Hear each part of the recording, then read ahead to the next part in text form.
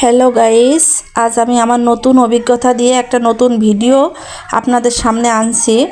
পাহাড়ি এলাকায় পাহাড়িরা কিন্তু ঝিরির পাশে গর্ত খুঁজে খাবার পানি সংগ্রহ করে, আমি সেটাকে দেখছি। এবং আমার এখানে কিন্তু এখন বর্তমান পানির কষ্ট, যার কারণে কিন্তু আমি সেম সেই কাজটা করছি। আমিও গর্ত খুঁজে নিছি, এখন উপরের থেকে পানিগুলো অল্প অল্প করে ফেলে দিচ্ছি, তলে একটা পরিষ্কার পানি আসবে।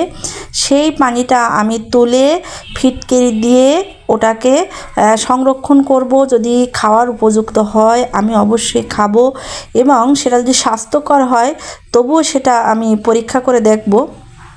এবং এটা কিন্তু আমার একটা নতুন অভিজ্ঞতা। আমি দেখছি পাহাড়িরা ঠিক এইভাবে পানি সংগ্রহ করে। আজকে আমি সেমভাবে ওই একইভাবে আমি গর্ত খুঁজে গর্তের ভিতর থেকে পানিটা সংগ্রহ করছি। দেখা যাক শেষ পর্যন্ত কি হয়। তাদের মতো আমি